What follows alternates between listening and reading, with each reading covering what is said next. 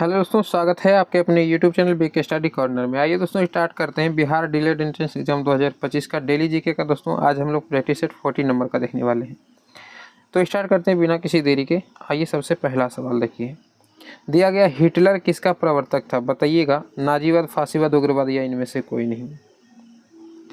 तो बिल्कुल मेरे भाई ऑप्शन ए जो भी फ्रेंड्स लगा रहे हैं सही लगा रहे हैं। हिटलर किसका प्रवर्तक था? तो नाजीवाद का प्रवर्तक था। देखिए जर्मन का तानाशाह था, ठीक है ना, जर्मनी का तानाशाह था हिटलर, वह किसका प्रवर्तक था? तो नाजीवाद का प्रवर्तक था। ऑप्शन आपका ए यहाँ पे सही होगा, याद रखिएगा। दूसरा सवाल देखिए दोस्तों, क्या पूछा गया है, इनमें से कौन वाणिज्यिक कृषि नहीं है? ठीक है, बताइएगा नहीं है वाणिज्यिक कृषि। तो वाणिज्यिक अनाज कृषि, मिश्रित कृषि, कार्बनिक या फिर रोपण कृषि। तो बिल्कुल दोस्तों राइट आंसर लगाइएगा। ऑप्शन सी जो भी फ्रेंड्स लगा रहे हैं सही लगा रहे हैं। कार्बनिक कृषि क्या है? यह एक वाणिज्यिक कृषि के अंतर्गत नहीं आता है। बाकी ऑप्शन जो आपका वाणिज्यिक अनाज कृषि हो गया, मिश्रित कृषि हो गया या फिर रोपण कृषि हो गया, ये सभी क्या है? वाणिज्यिक कृषि है, ठीक है। लेकिन कार्बनिक जो कृषि होता है वह वाणिज्यिक कृषि के अंतर्गत नहीं आता है। ऑप्शन आपका यहाँ पे सी करेक्ट होगा, याद रखिएगा। नेक्स्ट सवाल पे आइए, तीसरा सवाल देखिए क्या बोला गया है। सवाल को थोड़ा सा हम छोटा करते हैं ताकि आपको ऑप्शन क्लियर दिखे। बाल्कन का एक बड़ा हिस्सा डैश साम्राज्य के नियंत्रण में था, यानी कि किसके साम्राज्य के नियंत्रण में था? ग्रीक, रूस, प्रशिया या फिर तुर्क, जिसने 1871 के बाद यूरोप में राष्ट्रवादी तनाव का सबसे गंभीर स्रोत देखा। यानी कि पूरा का पूरा आंसर ही लिख दिया है आपको, है ना। आपको सिर्फ यहाँ पे बताना है कि यह किसके साम्राज्य के नियंत्रण में था, ये पूछा गया है। तो बताइएगा राइट आंसर आपका क्या होगा। तो बिल्कुल मेरे भाई जो भी फ्रेंड्स यहाँ पे डी लगा रहे हैं सही लगा रहे हैं। तुर्क यहाँ पे करेक्ट आंसर होगा। देखिए सवाल को अगर इसमें सटा के यानी कि मिला करके पढ़ें तो क्या होगा, बाल्कन का एक बड़ा हिस्सा जो तुर्क साम्राज्य के नियंत्रण में था, जिसने 1871 के बाद यूरोप में राष्ट्रवादी तनाव का सबसे गंभीर स्रोत देखा। ठीक है, तो ऑप्शन आपका यहाँ पे सॉरी डी करेक्ट होगा, याद रखिएगा। नेक्स्ट सवाल पे आइए, चौथा सवाल देखिए क्या बोला गया है। तो सवाल को तो पहले थोड़ा सा बड़ा कर लेते हैं। आइए सवाल देखिए क्या बोला गया है, निम्नलिखित में से किनके द्वारा इंडियन एसोसिएशन की स्थापना की गई थी? बताइएगा, शिशिर कुमार घोष और राधाकांत देव, सुरेंद्र नाथ बनर्जी और आनंद मोहन बोस, सुरेंद्र नाथ बनर्जी और बंकिम चंद्र चटर्जी या इनमें से कोई नहीं। बताइएगा राइट आंसर आपका क्या होगा। तो बिल्कुल मेरे भाई जो भी फ्रेंड्स बी लगा रहे हैं सही लगा रहे हैं। सुरेंद्र नाथ बनर्जी और आनंद मोहन बोस के द्वारा किसकी स्थापना किया जाता है? तो याद रखिएगा इंडियन एसोसिएशन की स्थापना, ठीक है, याद रहेगा। इंडियन एसोसिएशन की स्थापना किसके द्वारा किया जाता है? सुरेंद्र नाथ बनर्जी और आनंद मोहन बोस के द्वारा। तो ऑप्शन आपका बी करेक्ट होगा। अच्छा, कब किया जाता है दोस्तों? तो डेट अगर पूछ लिया जाए तो याद रखिएगा 1876 में किया जाता है, ठीक है। 1876 में किया जाता है इंडियन एसोसिएशन की स्थापना सुरेंद्र नाथ बनर्जी और आनंद मोहन बोस के द्वारा, ठीक है। तो याद रखिएगा यहाँ पे बी आपका करेक्ट होगा। नेक्स्ट सवाल पे आइए और पांचवा सवाल देखिए क्या बोला गया है, स्पिनिंग जेनी का आविष्कार कब हुआ था? बताइएगा स्पिनिंग जेनी का आविष्कार ये क्या था दोस्तों? स्पिनिंग जेनी तो एक कताई मशीन था, है ना, सूती वस्त्र वगैरह जो काटना होता था, तो उसी का ये मशीन था। तो इसका आविष्कार कब किया था ये पूछा गया है। तो 1764, 69, 73 या 75। तो बिल्कुल दोस्तों यहाँ पे राइट आंसर जो भी फ्रेंड्स ए लगा रहे हैं करेक्ट लगा रहे हैं, आपका राइट 1764 हो जाएगा, ठीक है। स्पिनिंग जेनी का आविष्कार कब होता है? 1764 ईस्वी में। क्या था यह दोस्तों? तो एक कताई मशीन था, ठीक है। देखिए हम नाम लिख देते हैं, जेम्स हार्गीवस, ठीक है, हार्गीवस यानी क्या था वो होगा जेम्स हार्गीवस, ठीक है। उसी ने इसका जो है आविष्कार किया था। कब किया गया था? तो 1764 में किया था। स्पिनिंग जेनी का आविष्कार क्या था? सूती वस्त्र कताई मशीन था, है ना। नेक्स्ट सवाल पे आइए, छठा सवाल देखिए क्या बोला गया है, रबड़ किस प्रकार के वनस्पति की श्रेणी में आएगा? बताइएगा रबड़ किस प्रकार के वनस्पति की श्रेणी में आएगा? उष्णकटिबंधीय, सदाबहार वन, उष्णकटिबंधीय, पर्णपाती वन या पर्णपाती वन या फिर मैंग्रोव वन। तो बिल्कुल मेरे भाई ऑप्शन ए जो भी फ्रेंड्स लगा रहे हैं सही लगा रहे हैं। उष्णकटिबंधीय सदाबहार वन के अंतर्गत आएगा कौन? रबड़, ठीक है। रबड़ उष्णकटिबंधीय सदाबहार वन के वनस्पति की श्रेणी में आता है। तो ऑप्शन आपका यहाँ पे क्या हो जाएगा? ए करेक्ट, याद रखिएगा। अगले सवाल पे आइए, सातवां सवाल क्या पूछा गया है। देखिए सवाल है, धुएं और कोहरे, ठीक है, का सम्मिलित रूप क्या कहलाता है? जो धुआं और कोहरे को अगर उसको हम जो सम्मिलित रूप उसका होता है उसको हम क्या कहते हैं? ओस, वर्षा, बर्फ, ओला या फिर धुंध। तो बिल्कुल दोस्तों ऑप्शन यहाँ पे जो भी फ्रेंड्स डी लगा रहे हैं, धुंध करेक्ट लगा रहे हैं, है ना, स्मॉग, ठीक है। स्मॉग आपका यहाँ पे करेक्ट आंसर होगा, यानी कि स्मॉग बोलेंगे। तो ऑप्शन आपका डी करेक्ट होगा, याद रखिएगा। अगले सवाल पे आते हैं, आठवां सवाल की क्या बोला गया है, भारत का कौन सा राज्य सबसे अधिक मात्रा में दालों का उत्पादन करता है? बताइएगा जो दाल होता है वो भारत का ऐसा कौन सा राज्य जो सबसे अधिक उत्पादन करता है? तो महाराष्ट्र, उत्तर प्रदेश, मध्य प्रदेश या राजस्थान? बताइएगा राइट आंसर क्या होगा। तो बिल्कुल दोस्तों ऑप्शन सी जो भी फ्रेंड्स लगा रहे हैं सही लगा रहे हैं, मध्य प्रदेश आपका राइट आंसर होगा। देखिए भारत में अगर राज्य का पूछा जाए तो भारत में मध्य प्रदेश जो है सबसे अधिक दाल का उत्पादन करता है। पूरे विश्व के लेवल की बात की जाए तो कौन सा देश आता है सबसे टॉप में, तो इंडिया आता है, उत्पादन में भी और उपयोग में भी। ठीक है, अगर देश की बात की जाए यानी विश्व की बात की जाए तो, और वैसे अगर राज्य की बात किया जाए तो हमारा मध्य प्रदेश सबसे टॉप में आता है। नेक्स्ट सवाल पे आइए और अगला सवाल देखिए क्या पूछा गया है, 9 नंबर का सवाल। बाल घाट खानों में निम्नलिखित में से किस खनिज का खनन किया जाता है? बताइएगा, मैंगनीज, एल्यूमिनियम, कॉपर या चूना पत्थर? तो बिल्कुल मेरे भाई ऑप्शन सी जो भी फ्रेंड्स लगा रहे हैं सही लगा रहे हैं, कॉपर का जो है खनन किया जाता है बाल घाट खानों में। याद रखिए कॉपर का क्या संकेत होता है इसका, Cu है ना, कॉपर। नेक्स्ट सवाल पे आइए, अगला सवाल देखिए 10 नंबर का सवाल है और सवाल को पहले हमको छोटा करना पड़ेगा क्योंकि सवाल जो है थोड़ा सा बड़ा है दोस्तों। देखिए सवाल आपका क्या पूछा गया है, टैक्सोल। ठीक है, टैक्सोल क्या है दोस्तों, टैक्सोल नामक एक रासायनिक यौगिक है जो कि हिमालयी यू की छाल, सुइयों, टहनियों और जड़ों से निकाला जाता है। ठीक है, इसका उपयोग किसके इलाज के लिए किया जाता है, और यह इस बीमारी के इलाज के लिए दुनिया में सबसे अधिक बिकने वाली दवा भी है। तो कौन किसके इलाज के लिए ये जो है उपयोग किया जाता है बताइएगा, क्षय रोग, मलेरिया, मधुमेह या कैंसर? तो बिल्कुल मेरे भाई ऑप्शन डी जो भी फ्रेंड्स लगा रहे हैं कैंसर, वो सही लगा रहे हैं। टैक्सोल का उपयोग दोस्तों कैंसर के उपचार के लिए किया जाता है। ठीक है, और कैंसर के उपचार के लिए जो टैक्सोल होता है वो हम जो है दुनिया में सबसे अधिक बिकने वाली दवा है ये टैक्सोल। ठीक है, वही आगे बोला गया है, यह जो है इस बीमारी के लिए यानी कि कैंसर के लिए उसके इलाज के लिए दुनिया में बिकने वाली सबसे अधिक दवा है टैक्सोल। किसके लिए दोस्तों, कैंसर के लिए। याद रखिएगा आंसर आपका डी होगा। अगले सवाल पे आइए, उस सवाल को पहले थोड़ा सा हम फिर से एडजस्ट कर लेते हैं। तो देखिए 11 नंबर का आपका सवाल क्या पूछा गया, परमाणु ऊर्जा है यानी क्या है? परमाणु ऊर्जा एक है गैर ऊर्जा के नवीकरणीय स्रोत, ऊर्जा के गैर नवीकरणीय स्रोत, ऊर्जा के ना तो नवीकरणीय और ना ही गैर नवीकरणीय, या फिर इनमें से कोई नहीं।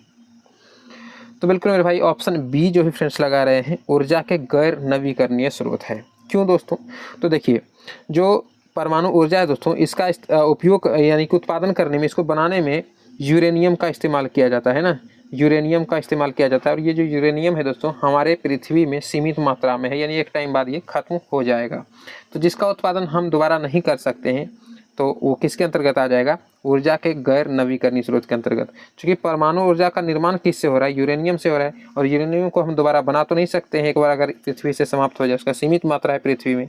तो इसीलिए इसके हम किसके अंतर्गत रखते हैं, ऊर्जा के गैर नवीकरणीय स्रोत, नवीकरणीय नहीं गैर नवीकरणीय। ठीक है, तो ऑप्शन आपका यहाँ पे बी करेक्ट होगा, याद रखिएगा। नेक्स्ट सवाल पे आते हैं और अगला सवाल आपका 12 नंबर का देखिए क्या पूछा गया है, निम्नलिखित में से कौन उद्योग सार्वजनिक क्षेत्र के अंतर्गत आता है? कौन सा उद्योग है जो कि सार्वजनिक क्षेत्र के अंतर्गत आता है? जेके सीमेंट उद्योग, रेमंड कृत्रिम वस्त्र उद्योग, या फिर बोकारो लौह इस्पात उद्योग, या फिर टाटा लौह इस्पात उद्योग? बताइएगा सार्वजनिक क्षेत्र के अंतर्गत आने वाला कौन सा उद्योग है? तो बिल्कुल मैं भाई ऑप्शन सी जो भी फ्रेंड्स लगा रहे हैं, बोकारो लौह इस्पात उद्योग, ये दोस्तों सार्वजनिक क्षेत्र के अंतर्गत आते हैं। ठीक है, याद रहेगा। अच्छा, बोकारो में ये इसका स्थापना कब किया गया था? तो बोकारो में स्थापना इसका 1964 ईस्वी में किया जाता है। किसके द्वारा दोस्तों? तो रूस की सहायता से। ठीक है, ये भी याद रखिएगा, रूस की सहायता से 1964 ईस्वी में। कहाँ पे? तो बोकारो में। और बोकारो कहाँ पड़ता है? झारखंड में। ठीक है, तो ये भी याद रखिएगा। नेक्स्ट सवाल पे आते हैं, 13वां नंबर का सवाल देखिए क्या बोला गया है, बिहार का कितना क्षेत्र जो है वनों से आच्छादित है यानी कि वनों से घिरा हुआ है? कई बार ये सवाल आ चुका है हमारे प्रैक्टिस सेट में, तो बताइएगा 0.2, 0.28, 0.33 या फिर 0.07? तो बिल्कुल मेरे भाई ऑप्शन डी जो ही फ्रेंड्स लगा रहे हैं सही लगा रहे हैं, 0.07% जो है, यहाँ परसेंट आप लगा सकते हैं, 0.07% है ना, जो है बिहार का इतना प्रतिशत यानी कि 0.07% जो क्षेत्र है वो वनों से घिरा हुआ है। ठीक है, आच्छादित मतलब क्या हो गया, घिरा हुआ। नेक्स्ट सवाल पे आते हैं और 14 नंबर का सवाल, वो सवाल जो है दोस्तों वन वाला बिल्कुल याद रखिएगा। ठीक है ना, 0.07% पूरा बिहार का। ठीक है ना, याद रखिएगा इस चीज़ को, पूछा गया सवाल है, इंपॉर्टेंट बनेगा आपका। देखिए अगला सवाल, चिली किस महाद्वीप में स्थित है? बताइएगा। चिली क्या है दोस्तों? एक देश है। ठीक है, तो वो किस महाद्वीप में स्थित है ये पूछा गया है, अफ्रीका, एशिया, दक्षिण अमेरिका या फिर उत्तरी अमेरिका? तो बिल्कुल मेरे भाई ऑप्शन सी जो ही फ्रेंड्स लगा रहे हैं, दक्षिण अमेरिका करेक्ट लगा रहे हैं। चिली दोस्तों किस महाद्वीप में स्थित है? तो दक्षिण अमेरिका महाद्वीप में स्थित है। ठीक है, चिली एक देश है। अच्छा, इसकी राजधानी अगर बोला जाए तो क्या बताइएगा? राजधानी दोस्तों सैंटियागो है, ठीक है, सैंटियागो राजधानी। और इसकी मुद्रा बोला जाए तो पीसो, ठीक है, पीसो इनकी मुद्रा है, सैंटियागो इनकी राजधानी है। और चिली किस महाद्वीप के अंतर्गत आता है, तो दक्षिण अमेरिका महाद्वीप के अंतर्गत, याद रखिएगा। आते हैं नेक्स्ट सवाल पे, देखिए 15 नंबर का सवाल क्या बोला गया है। भारतीय संविधान में मौलिक कर्तव्य किस देश से लिया गया है, बताइएगा। ऑस्ट्रेलिया, रूस, अमेरिका या ब्रिटेन। तो बिल्कुल भाई ऑप्शन जो भी यहाँ पे फ्रेंड्स लगा रहे हैं, बी लगा रहे हैं, करेक्ट लगा रहे हैं, रूस सही है आपका। भारतीय संविधान में मौलिक कर्तव्य जो लिया गया है दोस्तों, वह रूस से लिया गया है। कितनेवें संविधान संशोधन के अंतर्गत जोड़े गए, तो 42वें, याद रखिएगा। 42वें संविधान संशोधन के अंतर्गत इन्हें हमारे जो है संविधान में जोड़ा जाता है। कब होता है संविधान संशोधन 42वां, तो 1976 में, ये भी याद रखिएगा। रूस से लिया गया है, ये भी याद रखिएगा, ठीक है। तो यहाँ पे 15 का आंसर आपका बी हो जाएगा। नेक्स्ट सवाल पे आते हैं, 16 नंबर का सवाल देखिए क्या बोला गया है। भारत के मुख्य न्यायाधीश की नियुक्ति कौन करता है, बताइएगा। जो भारत का मुख्य न्यायाधीश होता है उसकी नियुक्ति कौन करता है, भारत के राष्ट्रपति, संसद, चुनाव आयोग या प्रधानमंत्री। तो बिल्कुल भाई ऑप्शन ए जो भी फ्रेंड्स लगा रहे हैं, भारत के राष्ट्रपति, वो सही लगा रहे हैं ना। भारत के राष्ट्रपति जो है दोस्तों, भारत के जो है मुख्य न्यायाधीश उनकी नियुक्ति करता है। ऑप्शन आपका यहाँ पे ए राइट हो जाएगा, याद रखिएगा। अगले सवाल पे आते हैं, 17 नंबर में देखिए क्या बोला गया है। इनमें कौन लोकतंत्र को मजबूती प्रदान नहीं करता है, बताइएगा। नहीं करता है तो वह कौन सा ऑप्शन है जो कि लोकतंत्र को मजबूती प्रदान नहीं करता है। ऑप्शन देखिए आपका दिया गया, विविधता में एकता, तो ये तो अच्छी बात है, ये तो जरूर मजबूती प्रदान करेगा। सर्वधर्म समभाव, ये भी सही है, सभी धर्म के लिए समान भाव। अगला बोला कि विविधताओं में सामंजस्य का अभाव और संघर्ष, सामंजस्य का अभाव और संघर्ष। और अगला दिया है विविधताओं का राजनीतिक पर प्रभाव, तो ये तो होना ही चाहिए। ऑप्शन आपका दोस्तों जो भी फ्रेंड्स यहाँ पे सी लगा रहे हैं, सही लगा रहे हैं। विविधताओं में सामंजस्य का अभाव और संघर्ष, क्या होता है दोस्तों इससे, यानी कि क्षेत्रवाद का भावना उत्पन्न होता है। और इससे क्या होता है, हमारी लोकतंत्र जो है दोस्तों ढीला पड़ जाता है ना। तो लोकतंत्र को मजबूती प्रदान नहीं करता है, तो कौन नहीं करता है, तो विविधताओं में सामंजस्य का अभाव और संघर्ष। ऑप्शन आपका यहाँ पे सी करेक्ट होगा। नेक्स्ट सवाल पे आते हैं, 18 नंबर का सवाल देखिए क्या बोला गया है। भारतीय जनता पार्टी का मुख्य प्रेरक सिद्धांत क्या है, बताइएगा। बहुजन समाज, क्रांतिकारी लोकतंत्र, एकात्म मानवतावाद या आधुनिकता। तो बिल्कुल मेरे भाई ऑप्शन डी जो भी फ्रेंड्स लगा रहे हैं, आधुनिकता, वो करेक्ट लगा रहे हैं। भारतीय जनता पार्टी यानी कि बीजेपी का मुख्य प्रेरक सिद्धांत क्या है, आधुनिकता। तो ऑप्शन आपका यहाँ पे डी करेक्ट होगा, ठीक है, डी याद रखिएगा। नेक्स्ट सवाल पे आते हैं, 19 नंबर का सवाल देखिए। और ये दोस्तों पिछले प्रैक्टिस सेट यानी कि जो कल लगाए थे प्रैक्टिस सेट, उसी का सवाल था। हम एक सवाल यहाँ से स्किप करके और उसको एडजस्ट कर दिए है ना। एक दोस्त जो है हमारे कमेंट किए थे कि सर ये वाला समझ में नहीं आया, इसको फिर से बताने का कोशिश कीजिए। तो मेरे भाई जो भी आप हैं, अगर आप यहाँ तक वीडियो देख रहे हैं तो एक बार फिर से कमेंट कीजिएगा कि आपको इस बार समझ आया कि नहीं। हम देखिए समझाने का फिर से हम एक बार कोशिश करते हैं। ईजी है, ज़्यादा हार्ड नहीं, नॉर्मल होकर समझिए। देखिए क्या बोला गया कि 1 सेंटीमीटर बराबर 1 किलोमीटर के लिए सही प्रतिनिधि भिन्न क्या है, पता ये है क्या। ये एक स्केल है दोस्तों, जो कि मानचित्र जो मैपिंग वगैरह होता है ना, मानचित्र, जैसे आप कोई मानचित्र, इंडिया का मानचित्र आप लेके बैठ गए, ठीक है। आपको यहाँ पे देखना है कि यहाँ हमारा केरल कहाँ है भाई, तो हमारा MP वगैरह कहाँ है, गुजरात कहाँ है, तो जैसे तटीय राज्य वगैरह आप माप रहे हैं। तो हमारा मैप जो होता है वो कितना बड़ा होता है, वो कितना सेंटीमीटर का होगा ही, 1 किलोमीटर इतना बड़ा तो होगा नहीं।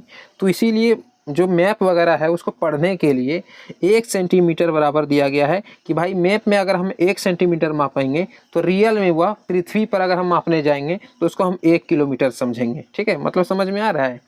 अगर 1 सेंटीमीटर हम मैप में माप रहे हैं तो वह रियल में जो है वह 1 किलोमीटर माना जाएगा। तो वही बोला गया कि इसके लिए सही प्रतिनिधि भिन्न क्या है। तो 1 सेंटीमीटर बराबर होता है 1 किलोमीटर, ये दिया गया है, तो इसका मान सिर्फ रखने बोल रहा है। तो देखिए 1 किलोमीटर बराबर 1000 मीटर बराबर क्या होता है, 1 किलोमीटर होता है। तो कहिएगा हाँ सर 1000 मीटर बराबर क्या होता है, 1 किलोमीटर। तो ये तो हम फिक्स कर दिए, लेकिन 1000 मीटर न हुआ है ये, लेकिन यहाँ पे दिया गया हमारा मान सेंटीमीटर में। तो भाई सेंटीमीटर लाने के लिए हम क्या करेंगे सर, 2 शून्य और लगाना पड़ेगा, चूँकि 100 सेंटीमीटर बराबर 1 मीटर होता है। तो हम क्या करेंगे, मीटर को भी सेंटीमीटर में बदलेंगे, तो 2 शून्य और लगा देंगे यहाँ पे। अब देखिए यहाँ पे 5 शून्य आ गया, तो कितना हो गया, इकाई, दहाई, सैकड़ा, हजार, 10,000, लाख, यानी कि 1 लाख ये सेंटीमीटर अगर हम कहेंगे तो इसको हम 1 किलोमीटर भी बोल सकते हैं सर, ठीक है। तो यही बोला गया है कि इसका मान क्या होगा। तो 1 सेंटीमीटर बराबर क्या हो जाएगा यहाँ पे 1 किलोमीटर, उसका मान ये हो गया। अब इसको हम थोड़ा सा फिक्स करके लिखते हैं, ठीक है, ताकि आपको क्लियर समझ में आए। देखिए एक बार हम फिर से लिखते हैं यहाँ पे, तो ये क्या हो जाएगा, 1000 1 2 3 4 5 सेंटीमीटर बराबर क्या हो जाएगा 1 किलोमीटर। बोल रहा है प्रतिनिधि का मान बताइए, तो किलोमीटर का मान यहाँ पे क्या हो जाएगा, तो इसका मान होता है इधर वाला, मैथ का ये रूल है, और इसका मान होता है इधर वाला। तो सेंटीमीटर का मान यहाँ पे क्या हो जाएगा 1 है ना, इधर वाला होता है, तो सेंटीमीटर का मान 1 हो गया। और अनुपात लगाइएगा, ठीक है। अनुपात नहीं लगा करके अब बटे भी लिख सकते हैं, कोई दिक्कत नहीं है, ठीक है। तो बटे में भी लिख सकते हैं बाय करके, ऐसे करके। बाकी बाय अगर नहीं लगाना है तो अनुपात में अगर दिया गया तो अनुपात रखिए। तो सेंटीमीटर का मान 1 हो गया और किलोमीटर का मान यहाँ पे कितना हो गया 1 लाख, इकाई दहाई सैकड़ा हज़ार 10,000 लाख, इकाई दहाई सैकड़ा हज़ार 10,000 लाख, ये हो गया। तो यही दिया गया है, ठीक है ना। यहाँ पे डब्लू आ गया, ये डब्लू नहीं होगा, एक सेकंड रुकिएगा, ये डब्लू वगैरह कुछ नहीं यहाँ पे। तो ये हो गया मान आपका, ठीक है ना। तो वही बोला गया कि 1 सेंटीमीटर बराबर 1 किलोमीटर के लिए सही प्रतिनिधि भिन्न क्या है, तो ऑप्शन आपका डी होगा यहाँ पे, राइट। याद रखिएगा 1:1 लाख, ठीक है दोस्तों। तो यही था, ज़्यादा हार्ड ये नहीं है, पूरा प्रेशर लेके नहीं समझना है। बस वही मैपिंग वगैरह जो होता है ना, जो कागज़ वगैरह में, तो उसको मापने के लिए एक स्केल बना दिया गया है कि भाई उतना लंबा लंबा कैसे मापेंगे। अगर छोटा छोटा मानचित्र हम लेके बैठ गए तो 1 सेंटीमीटर तो उसमें माप सकते हैं। तो 1 सेंटीमीटर बराबर रियल में हमको 1 किलोमीटर समझना है। तो वही स्केल पढ़ने का एक तरीका है, ठीक है, याद रखिएगा। नेक्स्ट सवाल पे आते हैं और लास्ट सवाल देखिए 20 नंबर में क्या बोला गया है। देखिए सवाल है, भारत में लोकतंत्र की क्या चुनौतियाँ हैं। तो क्या चुनौतियाँ, आतंकवाद है, तो हाँ है ही लोकतंत्र के लिए। लोकतंत्र में तो आतंकवाद के अंतर्गत ये आएगा ही, जातिवाद भी है ही, परिवारवाद है, ये है ना। तो भारत में लोकतंत्र की क्या चुनौती है, किस किस चीज़ का हमें सामना करना पड़ता है, तो आतंकवाद, जातिवाद, परिवारवाद, भाई यहाँ पे सब चीज़ है। तो ऑप्शन आपका यहाँ पे क्या हो जाएगा, डी जो है फ्रेंड्स लगा रहे हैं, तो 20 का आंसर डी हो जाएगा, ठीक है, याद रखिएगा। बाद में आज का क्लास कैसा लगा दोस्तों कमेंट करके बताइएगा। कोई चीज़ समझ में नहीं आया हो तो कोशिश करेंगे हम उसको नेक्स्ट पार्ट में समझाने का। कमेंट कीजिएगा क्या चीज़ आपको समझ में नहीं आ रहा है, और ठीक है। तो चैनल पर नए हैं तो सब्सक्राइब वगैरह अपना कर लीजिएगा, बेल नोटिफिकेशन कॉल पे सेट कर लीजिए ताकि वीडियो डाले तो आपके पास नोटिफिकेशन उसका जाएगा, ठीक है। तो मिलते हैं नेक्स्ट वीडियो में, तब तक के लिए जय हिंद।